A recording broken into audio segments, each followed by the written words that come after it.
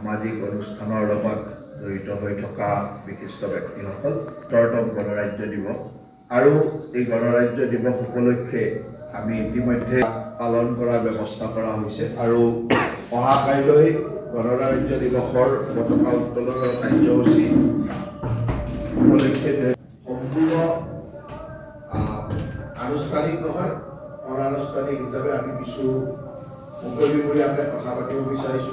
গণৰাজ্য দিৱসৰ প্ৰাক সন্ধিয়া আমি নলবাৰীৰ সমাজ জীৱনৰ লগত থকা বিশিষ্ট ব্যক্তিসকল বিভিন্ন দল সংগঠনৰ নেতৃত্বৰ লগত আজি প্ৰায় ৩.৫ ঘণ্টা জোৰা আলোচনা কৰিলোঁ আৰু তেখেতসকলৰ লগত নলবাৰী তথা অসমৰ ৰাজনীতিৰ বিভিন্ন কথা পাতিলোঁ। তেখেতসকলে নলবাৰীৰ কি ধৰণৰ অসুবিধা আছে, কি সুবিধা হ'ল, কি কৰাৰ প্ৰয়োজন, মোৰ পৰা তেওঁলোকে কি আশা কৰে, এনেকুৱা বিভিন্ন কথা ক'লে আৰু গোটেইখিনি এটা সৌহাৰ্দ্যপূৰ্ণ আলোচনাৰ মাজেৰে আমি কিছু কাম কৰাৰ পৰিকল্পনা কৰিছোঁ আৰু কি কৰি আছোঁ সেইখিনিও তেখেতসকলক জনালোঁ।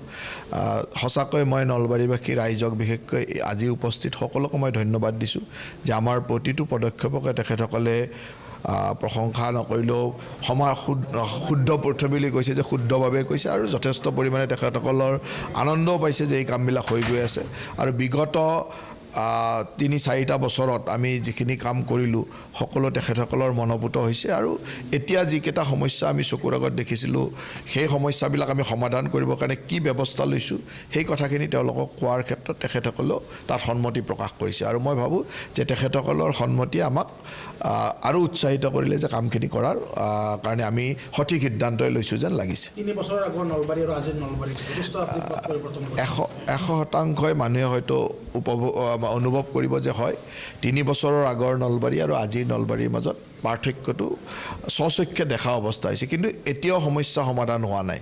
কাৰণ এতিয়াও যান জঁটৰ সমস্যা, বিভিন্ন ধৰণৰ পদপথত দিয়া দোকানীৰ সমস্যা, ই ৰিক্সাৰ সমস্যা, পাৰ্কিঙৰ সমস্যা এইবিলাক আছে।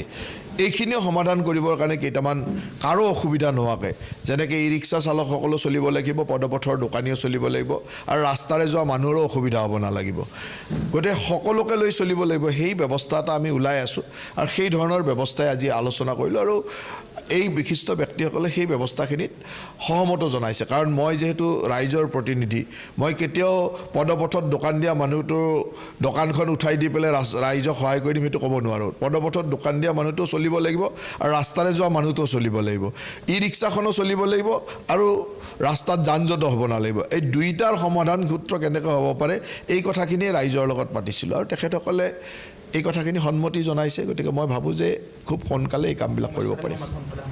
গণৰাজ্য দিৱসৰ প্ৰাক সন্ধিয়া আমি নলবাৰীৰ সমাজ জীৱনৰ লগত থকা বিশিষ্ট ব্যক্তিসকল বিভিন্ন দল সংগঠনৰ নেতৃত্বৰ লগত আজি প্ৰায় ৩.৫ ঘণ্টা জোৰা আলোচনা কৰিলোঁ আৰু তেখেতসকলৰ লগত নলবাৰী তথা অসমৰ ৰাজনীতিৰ বিভিন্ন কথা পাতিলোঁ। তেখেতসকলে নলবাৰীৰ কি ধৰণৰ অসুবিধা আছে, কি সুবিধা হ'ল, কি কৰাৰ প্ৰয়োজন, মোৰ পৰা তেওঁলোকে কি আশা কৰে, এনেকুৱা বিভিন্ন কথা ক'লে আৰু গোটেইখিনি এটা সৌহাৰ্দ্যপূৰ্ণ আলোচনাৰ মাজেৰে আমি কিছু কাম কৰাৰ পৰিকল্পনা কৰিছোঁ আৰু কি কৰি আছোঁ সেইখিনিও তেখেতসকলক জনালোঁ।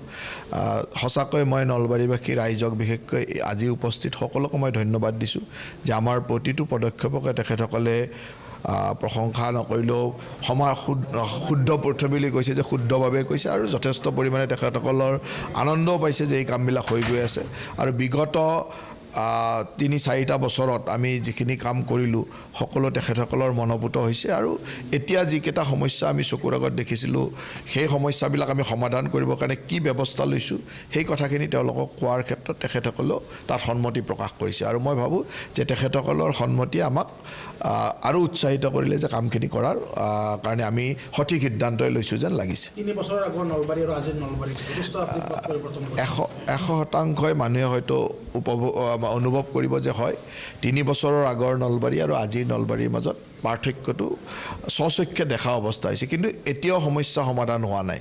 কাৰণ এতিয়াও যান জঁটৰ সমস্যা, বিভিন্ন ধৰণৰ পদপথত দিয়া দোকানীৰ সমস্যা, ই ৰিক্সাৰ সমস্যা, পাৰ্কিঙৰ সমস্যা এইবিলাক আছে। এইখিনিও সমাধান কৰিবৰ কাৰণে কেইটামান কাৰো অসুবিধা নোহোৱাকৈ যেনেকৈ ই ৰিক্সা চালকসকলো চলিব লাগিব, পদপথৰ দোকানীও চলিব লাগিব আৰু ৰাস্তাৰে যোৱা মানুহৰো অসুবিধা হ'ব নালাগিব, গতিকে সকলোকে লৈ চলিব লাগিব। সেই ব্যৱস্থা এটা আমি ওলাই আছোঁ আৰু সেই ধৰণৰ ব্যৱস্থাই আজি আলোচনা কৰিলোঁ আৰু এই বিশিষ্ট ব্যক্তিসকলে সেই ব্যৱস্থাখিনিত সহমত জনাইছে। কাৰণ মই যিহেতু ৰাইজৰ প্ৰতিনিধি, মই কেতিয়াও পদপথত দোকান দিয়া মানুহটোৰ দোকানখন উঠাই দি পেলাই ৰাইজক সহায় কৰি দিম সেইটো ক'ব নোৱাৰোঁ। পদপথত দোকান দিয়া মানুহটো চলিব লাগিব আৰু ৰাস্তাৰে যোৱা মানুহটোও চলিব লাগিব, ই ৰিক্সাখনো চলিব লাগিব আৰু ৰাস্তাত যান জঁট হ'ব নালাগিব। এই দুইটাৰ সমাধান সূত্ৰ কেনেকৈ হ'ব পাৰে এই কথাখিনিয়ে ৰাইজৰ লগত পাতিছিলোঁ আৰু তেখেতসকলে এই কথাখিনি সন্মতি জনাইছে। গতিকে মই ভাবোঁ যে খুব সোনকালে এই কামবিলাক কৰিব পাৰিম।